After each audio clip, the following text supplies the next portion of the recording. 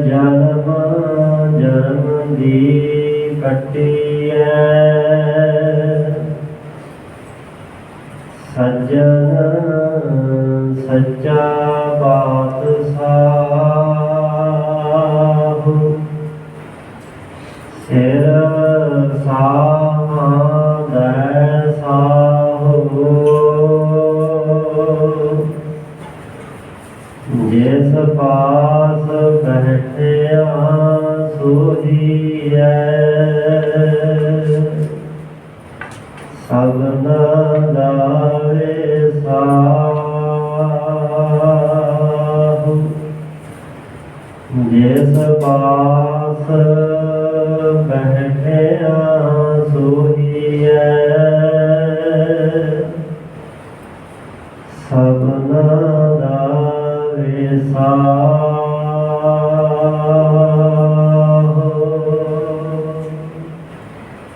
ਸਤਨਾਮ ਸ੍ਰੀ ਵਾਹਿਗੁਰੂ ਸਾਹਿਬ ਜੀ। ਸ੍ਰੀ ਰਾਗ ਮਹੱਲਾ ਤੀਜਾ। ਸਹਜੈ ਨੌ ਸਭ ਲੋਚਦੀ ਬਿਨ ਗੁਰ ਪਾਇਆ ਨਾ ਜਾਏ। ਪੜ ਪੜ ਪੰਡਿਤ ਜੋਤ ਕੀ ਥਕੇ ਭੇਖੀ ਭਰਮ ਭੁਲਾਏ। ਗੁਰ ਭੇਟੇ ਸਹਿਜ ਪਾਇਆ ਆਪਣੀ ਕਿਰਪਾ ਕਰੇ ਰਜਾਏ। ਸਹਜੈ ਨੌ ਸਭ ਲੋਚਦੀ ਬਿਨ ਗੁਰ ਪਾਇਆ ਨਾ ਜਾਏ। ਪੜ ਪੜ ਪੰਡਿਤ ਜੋਤ ਕੀ ਥਕੇ ਭੇਖੀ ਭਰਮ ਭੁਲਾਏ। ਗੁਰ ਭੇਟੇ ਸਹਿਜ ਪਾਇਆ ਆਪਣੀ ਕਿਰਪਾ ਕਰੇ ਰਜਾਏ। ਵਾਹਿਗੁਰੂ ਜੀ ਕਾ ਖਾਲਸਾ ਵਾਹਿਗੁਰੂ ਜੀ ਕੀ ਫਤਿਹ। ਪਰਮ ਸਨਮਾਨ ਸਤਿਕਾਰਯੋਗ ਜੁਗੋ ਜੁਗ ਅਟਲ ਸ਼ਬਦ ਗੁਰੂ ਚਾਵਰ ਤਖਤ ਸ਼ਕਰ ਦੇ ਮਾਲਕ ਦਸਾਂ ਪਾਤਸ਼ਾਹੀਆਂ ਦੀ ਜੋਤ ਸਮਰੱਥ ਸਰਬੱਤ ਹਾਜ਼ਰ ਨਾਜ਼ਰ ਸਤਿਗੁਰੂ ਵਾਲੀਏ ਦੋ ਜਹਾਂ ਹਲਤ ਭਗਤ ਦੇ ਰੱਖੇ ਤੂੰ। ਧੰਨ ਧੰਨ ਸਾਹਿਬ ਸਤਿਗੁਰੂ ਆਦਿ ਸ੍ਰੀ ਗੁਰੂ ਗ੍ਰੰਥ ਸਾਹਿਬ ਜੀ ਮਹਾਰਾਜ। ਐਸੇ ਦੀਨ ਦਿਆਲ ਪਰਉਪਕਾਰੀ ਕਰਨਾ ਨਿਧਾਨ ਕਿਰਪਾ ਦੀ ਖਾਨ ਸਤਿਗੁਰੂ ਪਾਤਸ਼ਾਹ ਮਹਾਰਾਜ ਜੀ ਦੀ ਆਪਣੇ ਅਪਾਰ ਕਿਰਪਾ ਰਹਿਮਤ ਬਖਸ਼ਿਸ਼ ਦਾ ਸਦਕਾ ਸ਼੍ਰੀ ਦਸ਼ਮੇਸ਼ ਪਿਤਾ ਜੀ ਸ਼੍ਰੀ ਕਲਗੀਧਰ ਜੀ ਪੰਥਵਾਦੀ ਅੰਮ੍ਰਿਤ ਦੇ ਦਾਤੇ ਸਤਿਗੁਰੂ ਸਾਹਿਬ ਕੁਮਾਰ ਬਾਦਸ਼ਾਹ ਦਰਵੇਸ਼ ਅਰਸ਼ਾਂ ਫਰਸ਼ਾਂ ਦੇ ਮਾਲਕ ਨੀਲੇ ਦੇ ਸ਼ਾਹ ਅਸਵਾਰ ਦੇਗ ਦੇਗ ਦੇ ਪ੍ਰਾਣੀ ਮਰਦ ਅਕਮਰੇ ਧੰਨ ਧੰਨ ਸਾਹਿਬ ਸਤਿਗੁਰੂ ਸ਼੍ਰੀ ਗੁਰੂ ਗੋਬਿੰਦ ਸਿੰਘ ਸਾਹਿਬ ਜੀ ਮਹਾਰਾਜ ਜੀ ਦੇ ਮਹਾਨ ਪਾਵਨ ਪਵਿੱਤਰ ਇਤਿਹਾਸਕ ਮੁਕੱਦਸ ਮੁਬਾਰਕ ਪਾਕ ਅਸਥਾਨ ਤਖਤ ਸ਼੍ਰੀ ਕੇਸਗੜ੍ਹ ਸਾਹਿਬ ਜੀ ਵਿਖੇ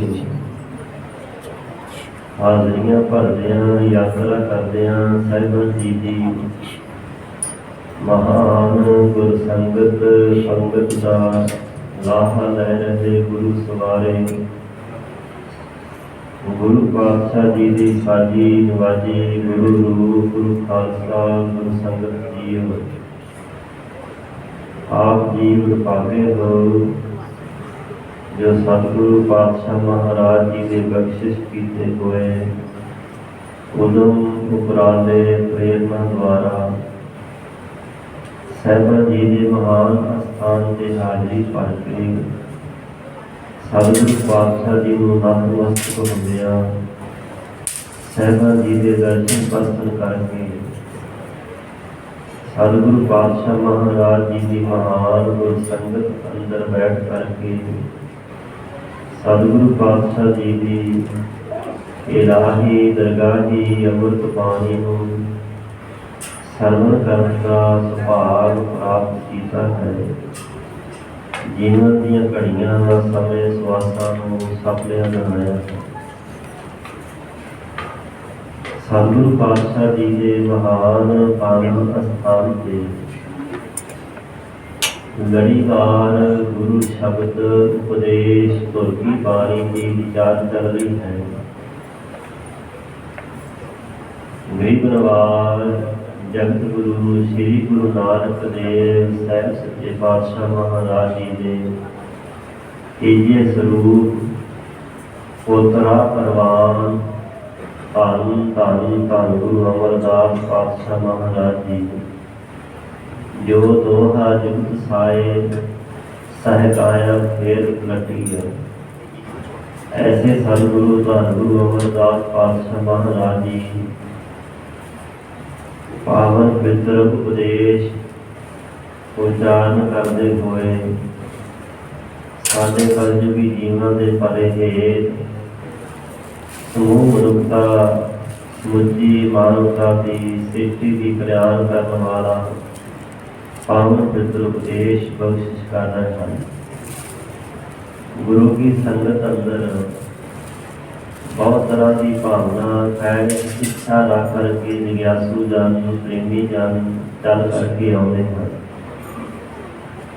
जिन्हों के मन में जिथे कुछ ख्वाहिशा होंदियां हैं उत्थे कुछ आत्म मार्ग के पांदियां के मन में सवाल ते प्रश्न होंदे हैं। उन्हां सवालों उन्हां प्रश्नों का समाधान करने वास्ते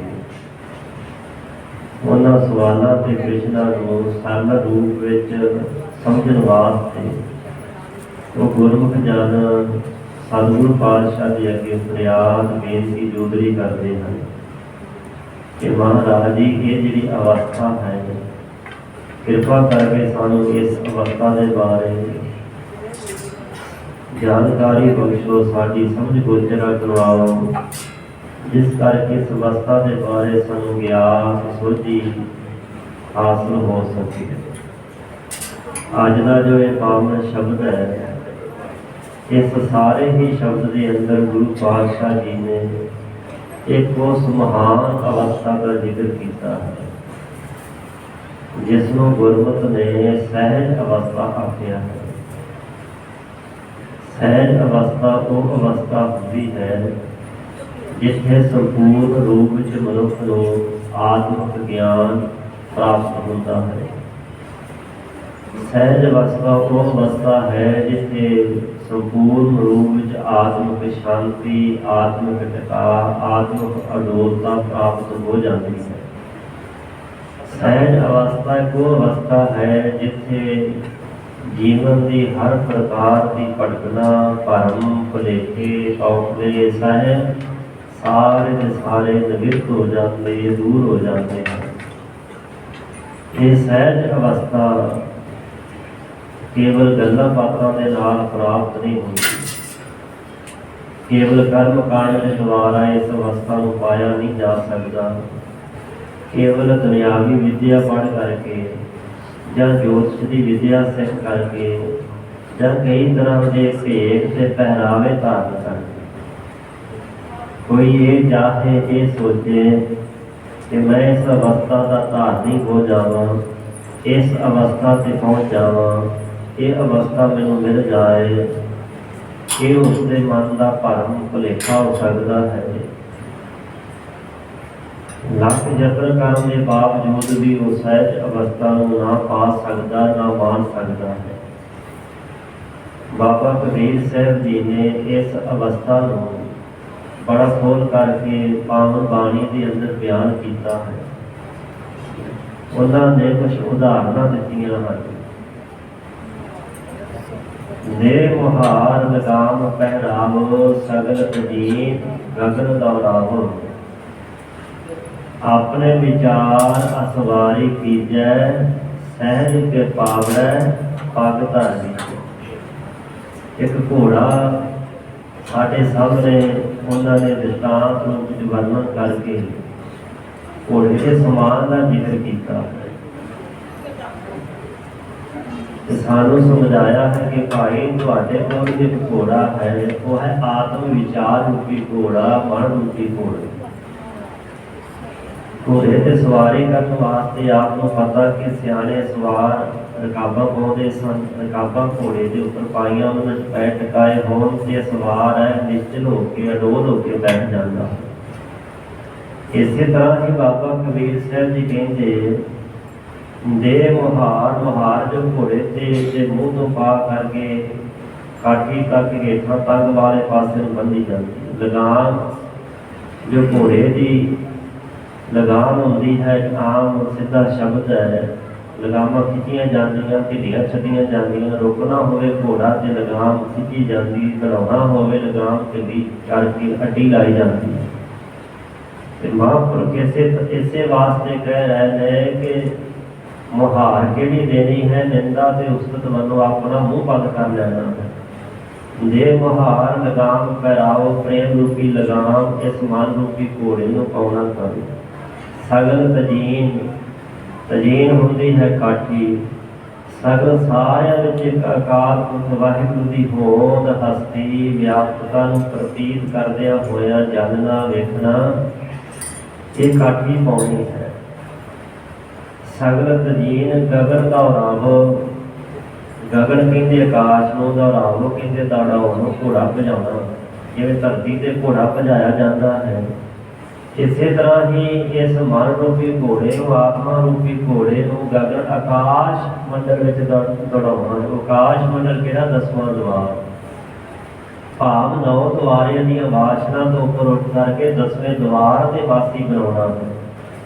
ਇਹ ਕਿਵੇਂ ਹੋ ਸਕਦਾ ਹੈ? ਰਹਾਉ ਵਾਲਾ ਬੰਦ ਹੈ, ਆਪਣੇ ਵਿਚਾਰ ਅਸਵਾਰੀ ਕੀਜੈ।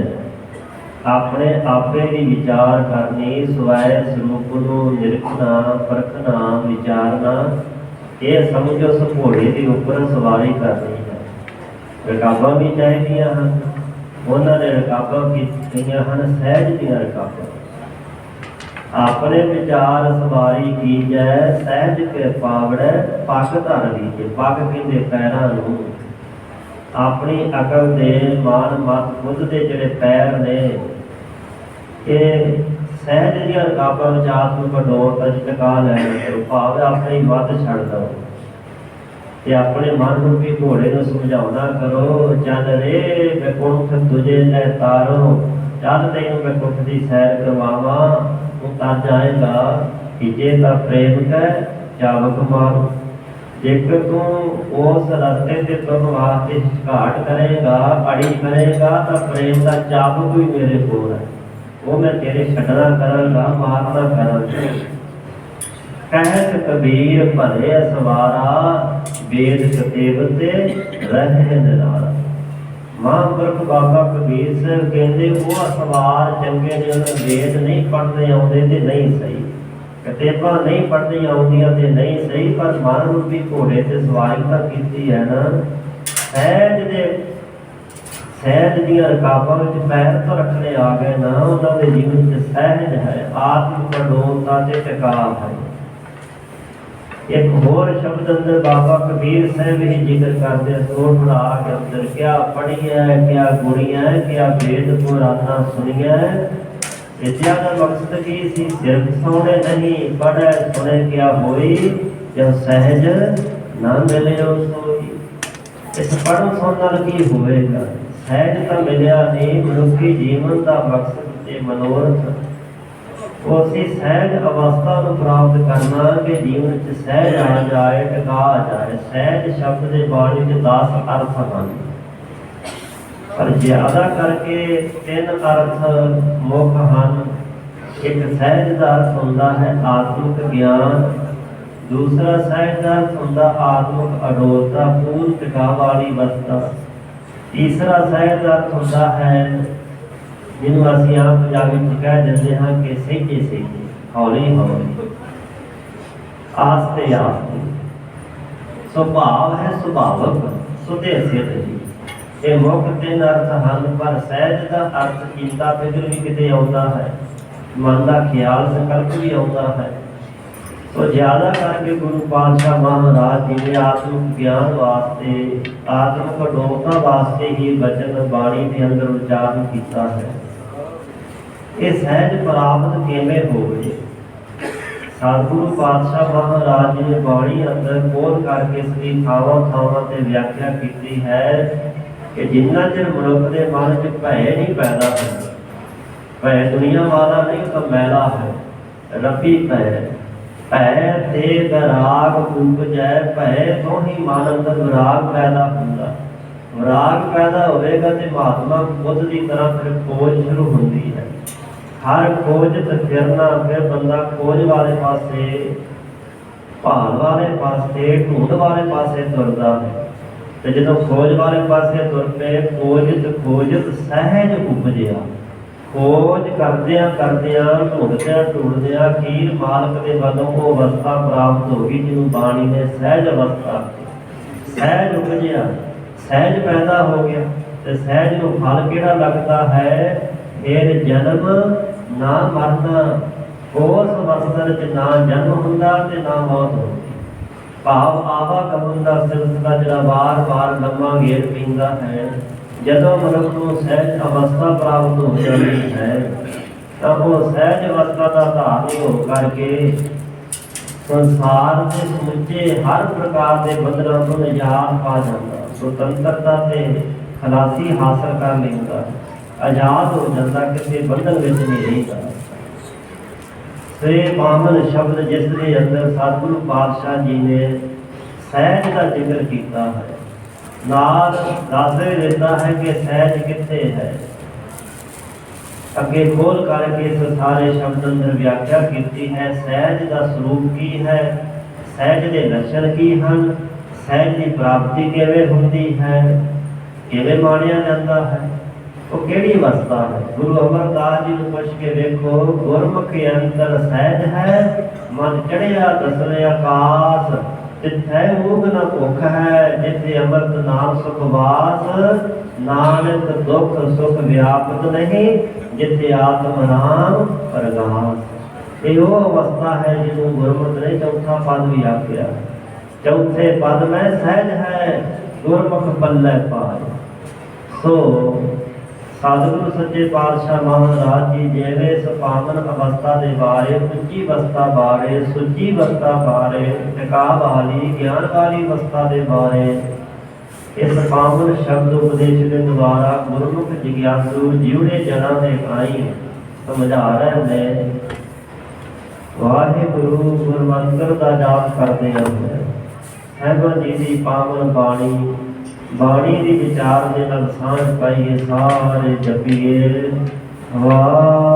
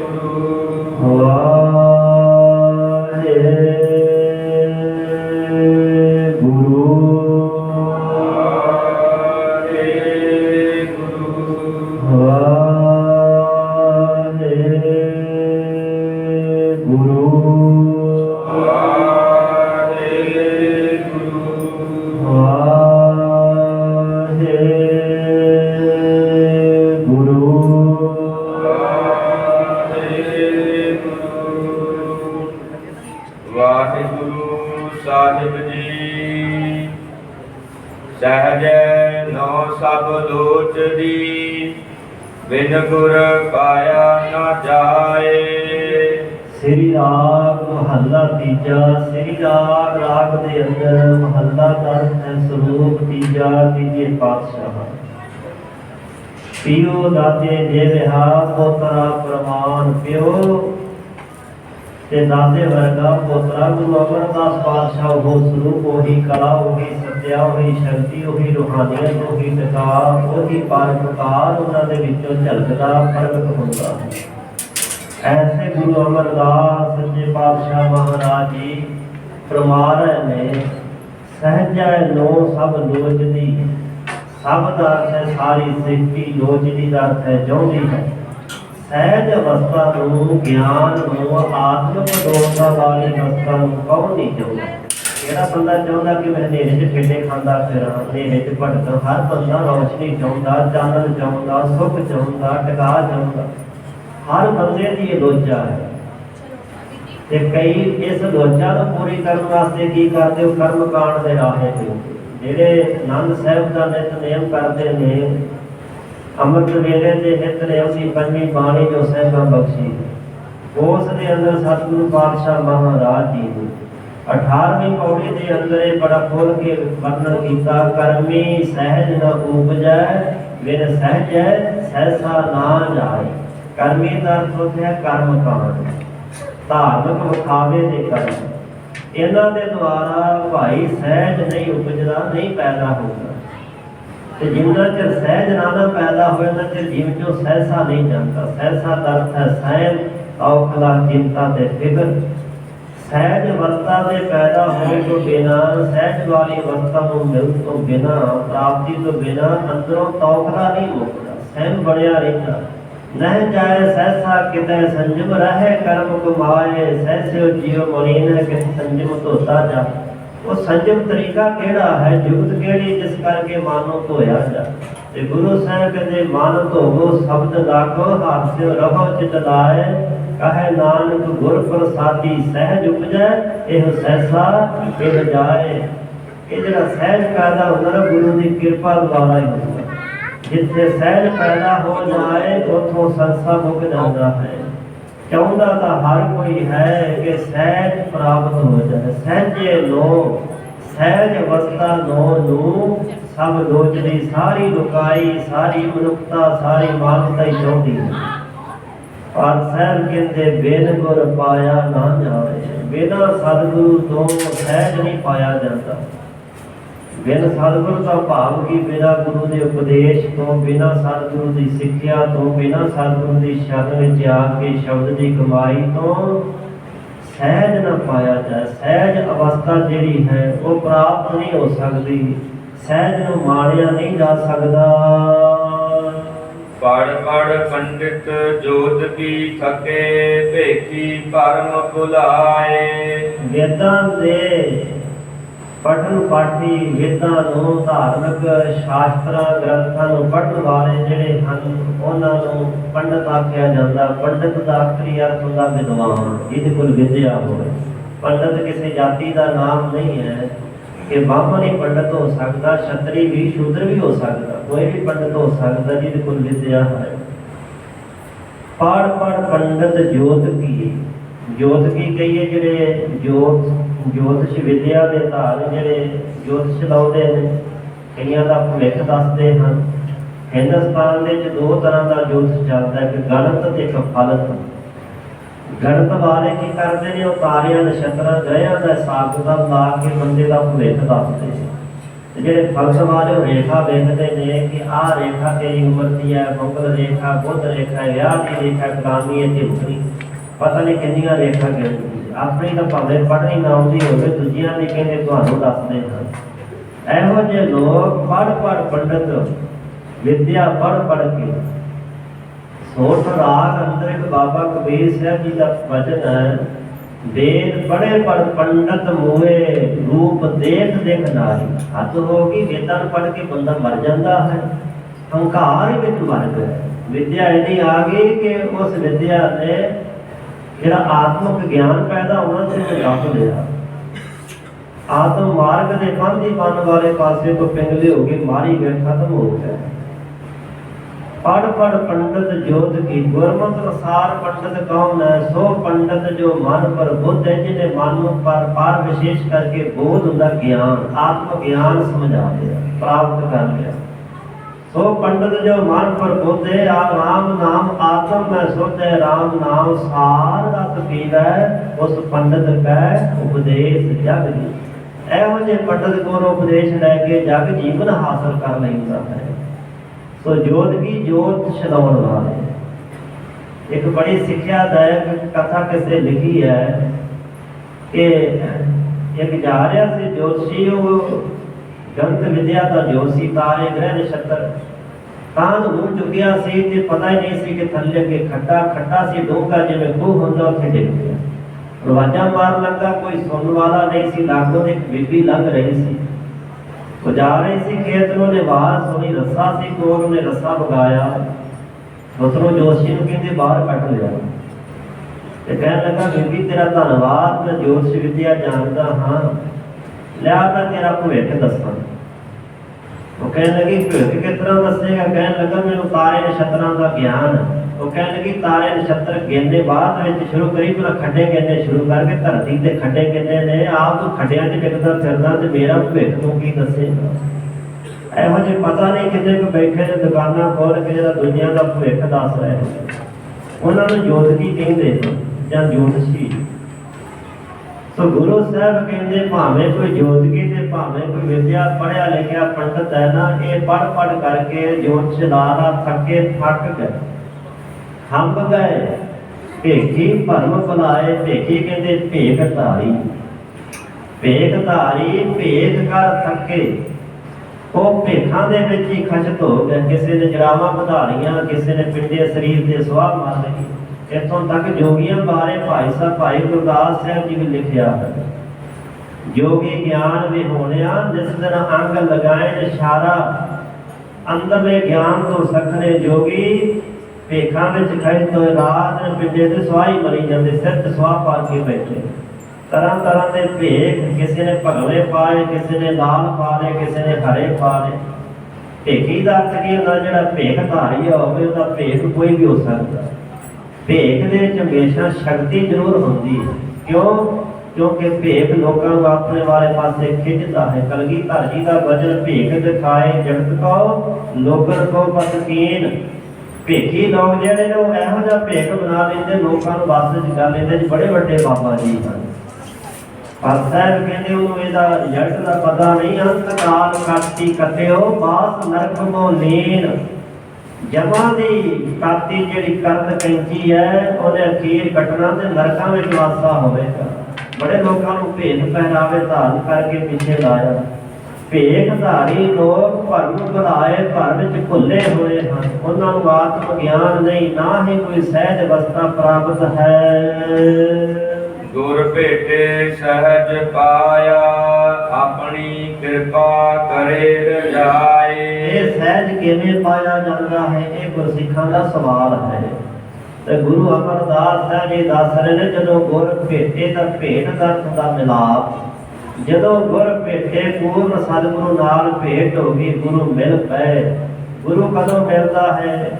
ਰਸੀਆ ਮਹਾਂਪੁਰਖ ਪੂਰਬ ਕਰਮ ਅੰਕਰ ਜਬ ਪ੍ਰਗਟੇ, ਭੇਟਿਓ ਪੁਰਖ ਰਸਕ ਬੈਰਾਗੀ। ਜਿਹੜਾ ਰਸਕ ਬੈਰਾਗੀ ਪੂਰਨ ਸਤਿਗੁਰੂ ਹੈ, ਉਦੋਂ ਹੀ ਪ੍ਰਾਪਤ ਹੁੰਦਾ। ਤੇ ਜਦੋਂ ਪ੍ਰਾਪਤ ਹੋ ਜਾਏ, ਵਿਟਿਓ ਅੰਧੇਰ ਮਿਲਤ ਹਰ ਨਾਨਕ, ਜਨਮ ਜਨਮ ਕੀ ਸੋਈ ਜਾਗੀ। ਸੁੱਤੀ ਹੋਈ ਆਤਮਾ ਜਨਮਾਂ ਜਨਮਾਂਤਰਾਂ ਦੀ ਜਾਗਰਤ ਅਵਸਥਾ ਵਿੱਚ ਆ ਜਾਂਦੀ ਹੈ। ਉਸ ਅਵਸਥਾ ਵਿੱਚ ਜਦੋਂ ਗੁਰ ਭੇਟੇ ਸਹਿਜ ਪਾਇਆ, ਸਹਿਜ ਅਵਸਥਾ ਨੂੰ ਫਿਰ ਗੁਰੂ ਨਾਲ ਭੇਟ ਹੋਣ ਕਰਕੇ ਪਾ ਲਿਆ। ਜਿੱਦਾਂ ਪਾ ਲਿਆ ਨਾ, 95 ਸਾਲ ਦੀ ਉਮਰ ਦੇ ਬਜ਼ੁਰਗ ਬਾਬੇ ਭਾਈ ਸਾਹਿਬ ਭਾਈ ਮਣੀ ਸਿੰਘ ਜੀ, ਜਲਾਦ ਨੇ ਗੁੱਟ ਦੇ ਉੱਪਰ ਲਿਆ ਕਰਕੇ ਮਾਰਿਆ ਟੋਕਾ। ਕਹਿਣ ਲੱਗੇ, ਤੈਨੂੰ ਅਕਲ ਨਹੀਂ ਕਿ ਬੰਦ ਸ਼ੁਰੂ ਕਿੱਥੋਂ ਹੁੰਦਾ? ਤੈਨੂੰ ਕਿਸੇ ਦੱਸਿਆ ਨਹੀਂ? ਪਹਿਲਾਂ ਉਂਗਲਾਂ ਦੇ ਪੋਟੇ ਵੀ ਬੰਦ ਹਨ, ਇਹ ਕੱਟ। ਸੁਖਮਨੀ ਸਾਹਿਬ ਦੀ ਪਾਵਨ ਬਾਣੀ ਦਾ ਪਾਠ ਆਰੰਭ ਕਰ ਦਿੱਤਾ। 16 ਅਸ਼ਟਪਦੀਆਂ ਹੋਈਆਂ ਸਨ ਜਦੋਂ ਸਰੀਰ ਦੇ ਟੁਕੜੇ ਹੋ ਗਏ। ਬਾਕੀ 8 ਅਸ਼ਟਪਦੀਆਂ ਦੀ ਆਵਾਜ਼ ਉਹਨਾਂ ਟੁਕੜਿਆਂ ਵਿੱਚੋਂ ਆਉਂਦੀ ਵੀ ਜਿਹੜੇ ਟੋਕਰੇ ਵਿੱਚ ਪਾ ਕਰਕੇ ਰੱਖੇ ਸਨ, ਇਹ ਉਹ ਗੁਰਮੁਖ ਸਨ ਜਿਹੜੇ ਗੁਰੂ ਨੂੰ ਮਿਲ ਕੇ ਸਹਿਜ ਅਵਸਥਾ ਦੇ ਧਾਗੇ ਹੋ। ਸਰੀਰ ਟੁਕੜੇ ਟੁਕੜੇ ਹੋ ਗਿਆ, ਕਾਇਆ ਕਾਪਰ ਚੀਰ ਬਹੁ ਖਾਰੇ, ਹਰ ਰੰਗ ਨਾ ਲਹੈ ਸੁਭਾਗਾ। ਸਰੀਰ ਟੁਕੜੇ ਟੁਕੜੇ ਹੋ ਜਾਏ, ਜਦੋਂ ਨਾਮ ਦਾ ਰੰਗ ਚੜ੍ਹ ਜਾਏ, ਸਹਿਜ ਅਵਸਥਾ ਮਿਲ ਜਾਏ, ਉੱਥੇ ਫਿਰ ਚੀਕ ਚਿਹਾੜਾ ਨਹੀਂ, ਉੱਥੇ ਪੂਰਨ ਤੌਰ ਤੇ ਆਪ ਨੂੰ ਅਡੋਲਤਾ ਹੈ। ਸਹਿਜ ਵਾਲੀ ਅਵਸਥਾ ਸਾਹਿਬ ਕਿਤੇ ਉਪਜੇ ਪੈਦਾ ਹੋ ਜਾਂਦੀ ਜਦੋਂ ਗੁਰੂ ਮਿਲਦੇ, ਗੁਰੂ ਨਾਲ ਭੇਟ ਹੁੰਦੀ। ਤੇ ਗੁਰੂ ਨਾਲ ਭੇਟ ਹੋਇਆ ਵੀ ਸਹਿਜ ਨਹੀਂ ਜੇ ਮਿਲਦਾ ਸਾਹਿਬ ਕਿਤੇ ਜਿੰਨਾ ਚਿਰ ਗੁਰੂ ਦੀ ਕਿਰਪਾ ਨਾ ਹੋਵੇ। ਬਾਬਾ ਕਿਰਤੀ ਚੰਦ ਦੇ ਅੰਦਰ ਕਿਤੇ ਸਹਿਜ ਸੀ, ਧੀਰਮਲ ਦੇ ਅੰਦਰ ਕਿਤੇ ਸਹਿਜ ਸੀ। ਸਰਕਾਰੇ ਦਰਬਾਰੇ ਚਿੱਠੀਆਂ ਲਿਖਦੇ ਰਹੇ ਗੁਰੂ ਸਾਹਿਬ ਦੇ ਵਿਰੁੱਧ। ਹਾਂ, ਸਹਿਜ ਕਦੋਂ ਮਿਲਦਾ ਹੈ? ਆਪਣੀ ਕਿਰਪਾ ਕਰੇ ਰਜਾਏ। ਜਦੋਂ ਗੁਰੂ ਪਾਤਸ਼ਾਹ ਆਪਣੀ ਕਿਰਪਾ ਕਰਨ, ਆਪਣੀ ਰਜਾ ਵਿੱਚ ਜੀਵ ਨੂੰ ਤੋਰ ਲੈਣ। ਆਪਣੀ ਰਜਾ ਦਾ ਅਰਥ ਹੈ ਹੁਕਮ, ਰਜਾਏ ਹੁਕਮ।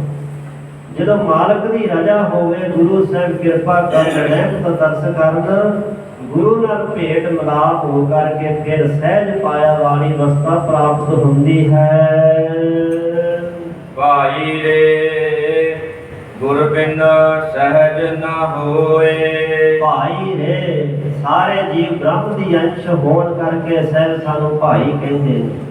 ਇਹ ਤੇ ਸਾਡੀ ਕੀ ਔਕਾਤ ਹੈ ਕਿ ਅਸੀਂ ਗੁਰੂ ਅਮਰਦਾਸ ਸਾਹਿਬ ਦੇ ਭਰਾ ਹੋਣ ਦੇ ਲਾਇਕ ਹੋਈਏ। ਬ੍ਰਹਮ ਦੀ ਅੰਸ਼ ਗੁਰੂ ਸਾਹਿਬ ਦੀ ਦ੍ਰਿਸ਼ਟੀ ਬ੍ਰਹਮ ਦ੍ਰਿਸ਼ਟੀ ਹੈ।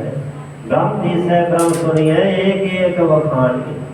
ਭਾਈ ਰੇ, ਹੇ ਭਰਾਵੋ, ਰੇ ਦਾ ਅਰਥ ਹੈ ਬੀਬੀਆਂ ਕੀ ਆਵਾਜ਼ ਮਾਰਦੀਆਂ ਨੇ, ਹੇ ਕਿਤੇ ਰੇ ਕਿਤੇ ਕੇ।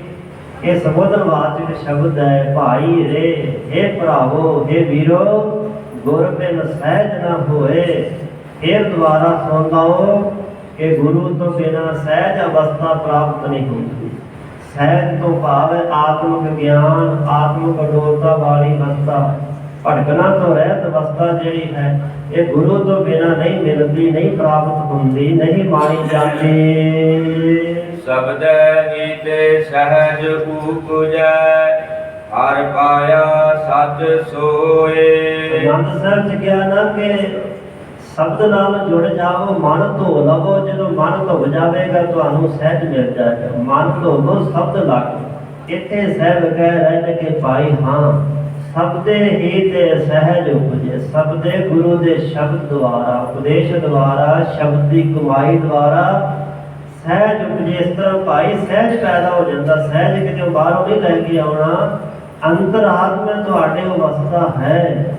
ਗੁਰੂ ਪਰਦਾ ਪਾਸੇ ਕਰ ਦੇਵੇਗਾ, ਸ਼ਬਦ ਦੀ ਕਮਾਈ ਬਖਸ਼ੇਗਾ, ਜਿਸ ਕਰਕੇ ਸਹਿਜ ਉਪਜੇ ਤੁਹਾਡੇ ਅੰਤਰਾਤਮੇ ਤੋਂ ਸਹਿਜ ਪੈਦਾ ਹੋ ਜਾਏ। ਆਤਮਾ ਤਾਂ ਤੁਹਾਡੇ ਸਾਰਿਆਂ ਕੋਲ ਹੀ ਹੈ, ਬ੍ਰਹਮ ਦੀ ਅੰਸ਼ ਹੋ ਤੁਸੀਂ। ਇਸ ਵਾਸਤੇ ਤੁਹਾਡੇ ਅੰਦਰ ਸਹਿਜ ਉਪਜੇ, ਸਹਿਜ ਪੈਦਾ ਹੋ ਜਾਏਗਾ, ਪੈਦਾ ਹੋ ਜਾਂਦਾ ਹੈ। ਹਰ ਪਾਇਆ ਸੱਚ ਸੋਏ। ਇਹ ਉਹ ਅਵਸਥਾ ਸਾਹਿਬ ਕਹਿੰਦੇ ਜਦੋਂ ਹਰ ਹਰੇ ਭਰੇ ਕਰਨ ਵਾਲਾ ਸੱਚ ਸੋਏ, ਸੱਚ ਸੱਚ ਸਰੂਪ ਸੋਏ, ਉਹ ਪਰਮਾਤਮਾ ਪਾਇਆ, ਪ੍ਰਾਪਤ ਕਰ ਲਿਆ। ਜਿਹੜੀ ਪੂਰਨ ਗਿਆਨ ਵਾਲੀ ਅਵਸਥਾ, ਉਸ ਅਵਸਥਾ ਚ ਅਕਾਲ ਪੁਰਖ ਵਾਹਿਗੁਰੂ ਪ੍ਰਾਪਤ ਹੁੰਦਾ। ਜਦੋਂ ਆਤਮਿਕ ਗਿਆਨ ਹੋਇਆ, ਫਿਰ ਆਤਮਾ ਪ੍ਰਾਤਮਾ ਏਕੋ ਕਰੈ, ਅੰਤਰ ਕੀ ਦੁਬਦਾ ਅੰਤਰ ਮਰੈ। ਫਿਰ ਕੋਈ ਨਖਰੇਵਾ ਨਹੀਂ ਰਹਿੰਦਾ। ਫਿਰ ਹਰ ਪਾਇਆ ਸੱਚ ਸੋਏ ਪਰਮਾਤਮਾ ਪ੍ਰਾਪਤ ਹੋ ਜਾਂਦਾ ਹੈ। ਰਹਾਉ ਵਿਸਰਾਮ ਦੇ ਕੇ ਕਿਰਪਾ ਕਰਦੇ ਹਨ।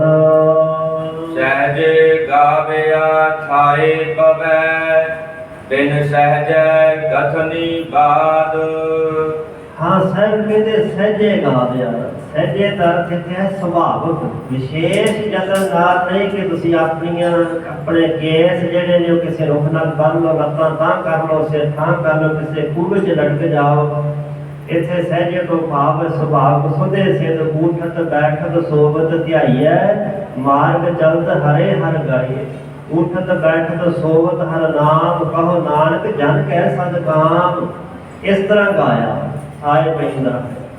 ਸਹਿਜੇ ਗਾਵਿਆ ਥਾਏ ਪਵੈ, ਸਹਿਜ ਅਵਸਥਾ ਚ ਟਿਕ ਕਰਕੇ ਅਥਵਾ ਸੁਭਾਵਕ ਸੁਧੇ ਸਿੱਧ ਬਾਦ ਛਲ ਪ੍ਰੇਮ ਤੋਂ ਰਹਿਤ ਹੋ ਕਰਕੇ ਰੱਬ ਦਾ ਨਾਮ ਗਾਵਿਆ, ਉਹਦੀ ਸਿਫਤ ਕੀਤੀ ਹੋਈ, ਉਹਦੀ ਮਹਿਮਾ ਦੇ ਗੀਤ ਗਾਏ ਹੋਏ। ਥਾਏ ਪਵੈ, ਥਾਏ ਪੈ ਜਾਂਦੇ। ਕਈ ਬੰਦੇ ਜ਼ਿੰਦਗੀ ਪਰਯੰਤ ਘਾਲਣਾ ਘਾਲਦੇ ਨੇ ਪਰ ਥਾਏ ਨਹੀਂ ਪੈਂਦੀ, ਸਫਲ ਨਹੀਂ ਹੁੰਦੀ, ਕਬੂਲ ਨਹੀਂ ਪੈਂਦੀ। ਪਰ ਸਾਹਿਬ ਕਹਿੰਦੇ ਜਦੋਂ ਕੋਈ ਸਹਿਜ ਵਿੱਚ ਗਾਉਂਦਾ ਨਾ, ਉਹਦਾ ਗਾਇਆ ਹੋਇਆ ਥਾਏ ਪੈ ਜਾਂਦਾ, ਮਾਲਕ ਨੂੰ ਪ੍ਰਵਾਨ ਹੋ ਜਾਂਦਾ। ਬਿਨ ਸਹਿਜੇ ਕਥਨੀ ਬਾਤ, ਬਿਨਾਂ ਸਹਿਜ ਤੋਂ ਜਿਹੜੀ ਕਥਨੀ ਆ ਨਾ, ਇਹ ਬਾਤ ਦਾ ਅਰਥ ਹੁੰਦਾ ਨਿਸਫਲ ਹੈ। ਸੋ ਕਹਿਣੀ ਤੇ ਕਥਨੀ, ਕਹਿਣੀ ਦਾ ਅਰਥ ਵੀ ਕਹਿਣਾ ਹੁੰਦਾ, ਕਥਨ ਤੋਂ ਭਾਵ ਹੀ ਕਥਨ ਕਰਨਾ ਹੈ। ਸੋ ਕਥਨੀ ਤੋਂ ਭਾਵ ਹੈ ਜੋ ਅਸੀਂ ਬੋਲਦੇ ਹਾਂ, ਗੱਲਬਾਤ ਕਰਦੇ, ਭਾਵੇਂ ਉਹ ਗਿਆਨ ਦੀ ਗੱਲ ਹੋਵੇ, ਭਾਵੇਂ ਧਿਆਨ ਦੀ ਗੱਲ ਹੋਵੇ, ਭਾਵੇਂ ਯੋਗ ਦੀ ਜੁੜਨ ਦੀ ਗੱਲ ਹੋਵੇ, ਇਹ ਜਿੰਨੀ ਵੀ ਕਥਨੀ ਹੈ ਨਾ, ਸਾਹਿਬ ਕਹਿੰਦੇ ਬਾਤ ਨਿਸਫਲ ਹੀ ਹੈ। ਜੇਕਰ ਸਹਿਜ ਨਹੀਂ ਮਿਲਿਆ, ਸਹਿਜ ਪ੍ਰਾਪਤ ਨਹੀਂ ਹੋਇਆ, ਸਹਿਜ ਬਾਰੇ ਗੱਲਾਂ ਕਰਨੀਆਂ ਨਿਸਫਲ ਹਨ। ਸਹਿਜ ਹੀ ਭਗਤ ਉਪਜੈ, ਸਹਿਜ ਪਿਆਰ ਵੈਰਾਗ। ਹਾਂ, ਸਹਿਜ ਚ ਟੇਕੇ ਜਦੋਂ ਪਿਆਰ ਨਾਲ ਰਾਗ ਵਿੱਚ ਕੋਈ ਮਾਲਕ ਦੀ ਸਿਫਤ ਸਲਾਹ ਕਰਦਾ ਹੈ, ਸਹਿਜੇ ਹੀ ਭਗਤ ਉਪਜੈ। ਸਹਿਜੇ ਸਹਿਜੇ ਹੀ ਭਗਤ, ਸੱਚੇ ਸਿਆਰੀ ਦਾ ਅਰਥ ਹੈ ਭਗਤੀ। ਅੰਤਰਾਤਮੇ ਤੋਂ ਵਾਹਿਗੁਰੂ ਦੀ ਭਗਤੀ ਉਪਜੈ ਪੈਦਾ ਹੁੰਦੀ ਹੈ। ਤਾਂ ਇਹ ਸਾਹਿਬਾਂ ਕਿਹਾ ਨਾ, ਜਿਵੇਂ ਕਿਸੇ ਨਲਕੇ ਚੋਂ ਪਾਣੀ ਕੱਢਣਾ ਹੋਵੇ, ਪਹਿਲਾਂ ਉੱਪਰੋਂ ਪਾਉਣਾ ਪੈਂਦਾ ਥੋੜਾ ਜਿਹਾ, ਫਿਰ ਥੱਲੇ ਨਿਕਲ ਆਉਂਦਾ ਹੈ। ਇਸੇ ਤਰ੍ਹਾਂ ਸਾਹਿਬ ਕਹਿੰਦੇ ਨੌ ਨੇ ਤਾਂ ਅੰਮ੍ਰਿਤ ਪ੍ਰਭ ਕਾ ਨਾਮ ਦੇਹੀ ਮਹਿ ਇਸ ਕਾ ਵਿਸਰਾਮ। ਸੋ ਬਾਹਰੋਂ ਨਾਮ ਜਪਿਆ ਹੋਇਆ, ਅੰਦਰੋਂ ਹਿਰਦੇ ਚੋਂ ਪ੍ਰਗਟ ਹੋ ਜਾਂਦਾ। ਭਗਤੀ ਅੰਦਰ ਤੁਹਾਡੇ ਹੈ। ਇਸ ਵਾਸਤੇ ਸਾਹਿਬ ਕਹਿੰਦੇ ਸਹਿਜੇ ਹੀ ਭਗਤ ਉਪਜੇ, ਅੰਦਰੋਂ ਭਗਤੀ ਉਪਜ ਜਾਂਦੀ, ਪੈਦਾ ਹੋ ਜਾਂਦੀ, ਪ੍ਰਗਟ ਹੁੰਦੀ ਹੈ। ਕਦੋਂ? ਜਦੋਂ ਸਹਿਜ ਪਿਆਰ ਵਿਰਾਗ ਵਿੱਚ ਆ ਕੇ ਸਹਿਜੇ ਪਿਆਰ ਦੇ ਨਾਲ ਮਾਲਕ ਨੂੰ ਜਪਿਆ ਜਾਏ। ਸਹਿਜ ਹੀ ਤੇ ਸੁਖ ਸਾਧ ਹੋਏ, ਬਿਨ ਸਹਿਜੈ ਜੀਵਨ ਬਾਦ। ਹਾਂ, ਸਹਿਜੇ ਹੀ ਸੁਖ ਤੇ ਸਾਧ ਦੋ ਚੀਜ਼ਾਂ ਤੇ ਸਾਹਿਬਾਂ ਲਿਖੀਆਂ ਨੇ। ਆਮ ਹੀ ਪੰਜਾਬੀ ਪੁੱਛਦੇ ਘਰ ਸੁੱਖ ਸਾਧ ਹੈ, ਜਦੋਂ ਕੋਈ ਰਿਸ਼ਤੇਦਾਰ ਮਿਲਦਾ ਨਾ ਜਾਂ ਕੋਈ ਫੋਨ ਕਰੇ, ਹਾਂ ਹੋਰ ਕੋਈ ਖੈਰ ਸੁੱਖ ਹੈ, ਸੁੱਖ ਸ਼ਾਂਤ ਹੈ, ਭਾਵੇਂ ਨਾ ਵੀ ਹੋਵੇ, ਬੰਦਾ ਕਹਿੰਦਾ ਚੜ੍ਹਦੀ ਕਲਾ। ਇੱਕ ਸਾਡਾ ਸੁਭਾਵਕ ਬੋਲਾ ਬਣਿਆ, ਗੁਰੂ ਸਾਹਿਬ ਕਹਿੰਦੇ ਗੱਲਾਂ ਨਾਲ ਨਹੀਂ ਪਾਈ। ਸਹਿਜੇ ਹੀ ਤੇ ਸੁਖ ਸ਼ਾਂਤ ਹੋਏ, ਸਹਿਜੇ ਗਿਆਨ ਦੁਆਰਾ, ਸਹਿਜੇ ਆਤਮਿਕ ਡੋਲਤਾ ਦੁਆਰਾ, ਸਹਿਜੇ ਸੁਭਾਵਕ ਗੁਰੂ ਦੀ ਮੱਤ ਦੁਆਰਾ ਸੁਖ ਤੇ ਸ਼ਾਂਤ, ਸੁਖ ਤੇ ਸ਼ਾਂਤੀ ਹੋਏ ਪ੍ਰਾਪਤ ਹੋ ਜਾਂਦੀ ਹੈ। ਫਿਰ ਸਹਿਜੇ ਜੀਵਨ ਬਾਦ। ਅਗਲੀ ਅੱਧੀ ਪੰਕਤੀ ਵਿੱਚ ਸਾਹਿਬ ਕਹਿੰਦੇ ਜੇਕਰ ਸਹਿਜ ਜੀ ਨਾਲ ਮਿਲਿਆ, ਸਮਝ ਲਓ ਕਿ ਜੀਵਨ ਤੁਹਾਡਾ ਬਾਦ। ਪਿੱਛੇ ਵੀ ਪੰਕਤੀ ਆ ਚੁੱਕੀ, ਕਥਨੀ ਬਾਦ, ਇੱਥੇ ਕਹਿੰਦੇ ਜੀਵਨ ਬਾਦ। ਬਾਦ ਦਾ ਅਰਥ ਕੀ ਹੈ? ਨਿਸਫਲ, ਵਿਅਰਥ। ਤਾਂ ਇਹ ਸਾਹਿਬਾਂ ਕਿਹਾ ਬਾਦ ਗਾਓ ਸੇ ਨ ਕੀਜੈ, ਕੇਵਲ ਰਾਮ ਰਸਾਇਣ ਕੀਜੈ। ਬਾਦ ਦਾ ਝਗੜਾ ਵੀ ਹੁੰਦਾ। ਜੀਵਨ ਬਾਦ, ਜੀਵਨ ਚ ਵਿਕਾਰਾਂ ਦਾ, ਉਗਰਾਂ ਦਾ ਝਗੜਾ, ਪਿਆਰੀ ਦਾ ਮੁਕਣ ਦਾ ਨਾਮ ਨਹੀਂ ਲੈਂਦਾ। ਕਹਿੰਦੇ ਕਬੀਰ ਪੰਜ ਕੋ ਝਗੜਾ, ਝਗੜਤ ਜਨਮ ਗਵਾਇਆ, ਝੂਠੀ ਮਾਇਆ ਸਭ ਜਗ ਬੰਦਿਆ, ਮੈਂ ਨਾਮ ਕਹਿਤ ਸੁਖ ਪਾਇਆ। ਸਹਿਜੇ ਬਿਨ ਸਹਿਜੇ ਜੀਵਨ ਬਾਦ, ਸਹਿਜ ਅਵਸਥਾ ਤੋਂ ਬਿਨਾਂ ਜਿਹੜਾ ਜੀਵਨ ਹੈ, ਸਾਹਿਬ ਕਹਿੰਦੇ ਉਹ ਨਿਸਫਲ ਤੇ ਵਿਅਰਥ ਗੁਜ਼ਰ ਜਾਂਦਾ ਹੈ। ਅੱਗੇ ਸਾਹਿਬਾਂ ਨੇ ਹੋਰ ਬੜੀ ਖੋਲ ਕੇ ਸਹਿਜ ਅਵਸਥਾ ਦੀ ਵਿਆਖਿਆ ਕੀਤੀ ਹੈ। ਸਮਾਂ ਸਮਾਪਤ ਹੈ। ਸੋ ਅਗਲੇ ਦੀਵਾਨ ਦੇ ਅੰਦਰ ਹੋਰ ਸਹਿਜ ਬਾਰੇ ਗੁਰੂ ਸਾਹਿਬ ਜੀ ਕੀ ਆਖਦੇ ਨੇ, ਖੋਲ ਕਰਕੇ ਸਤਿਗੁਰੂ ਪਾਤਸ਼ਾਹ ਨੇ ਇਸ ਸਹਿਜ ਅਵਸਥਾ ਬਾਰੇ ਇਸ ਸ਼ਬਦ ਦੇ ਅੰਦਰ ਸਾਰਾ ਸਮਝਾਇਆ ਹੈ। ਇੱਥੋਂ ਤੱਕ ਵਿਚਾਰ ਕਰਦਿਆਂ ਹੋਈਆਂ ਬਿਆਨ ਭੁੱਲਾਂ ਚੁੱਕਾਂ ਦੀ ਮਾਫੀ ਸਤਿਗੁਰੂ ਪਾਤਸ਼ਾਹ ਜੀ, ਸਤਿਗੁਰੂ ਜੀ ਦੀ ਸੰਗਤ ਬਖਸ਼ਣਹਾਰ ਜੀ ਬਖਸ਼ ਲੈਣਾ। ਅੱਗੇ ਵਾਸਤੇ ਸਮਤ ਬਖਸ਼ਣੀ, ਕਿਰਪਾ ਕਰਨੀ ਜੀ। ਸਹਿਜੇ ਗਾਵਿਆ ਥਾਏ ਪਵੈ, ਬਿਨ ਸਹਿਜੈ ਕਥਨੀ ਬਾਦ। ਸਹਿਜੇ ਹੀ ਭਗਤ ਉਪਜੈ, ਸਹਿਜ ਪਿਆਰ ਵੈਰਾਗ। ਸਹਿਜੇ ਹੀ ਤੇ ਸੁਖ ਸਾਂਤ ਹੋਏ, ਬਿਨ ਸਹਿਜੈ ਜੀਵਨ ਬਾਦ। ਵਾਹਿਗੁਰੂ ਜੀ ਕਾ ਖਾਲਸਾ, ਵਾਹਿਗੁਰੂ ਜੀ ਕੀ ਫਤਿਹ। ਤੀਜਾ ਆਨੰਦ ਇੱਕ ਓੰਕਾਰ ਸਤਿਗੁਰ ਪ੍ਰਸਾਦਿ। ਆਨੰਦ ਭਇਆ ਮੇਰੀ ਮਾਏ ਸਤਿਗੁਰੂ ਮੈਂ ਪਾਇਆ। ਸਤਿਗੁਰੂ ਦਾ ਪਾਇਆ ਸਹਿਜ ਸਿੱਧੀ ਮਨ ਮਜੀਆਂ ਵਾਧਾਈਆਂ। ਰਾਗ ਰਤਨ ਪਰਵਾਰ ਪਈਆਂ ਸ਼ਬਦ ਗਾਉਣ ਆਈਆਂ। ਸ਼ਬਦ ਤਾਂ ਗਾਵੋ ਹਰੀ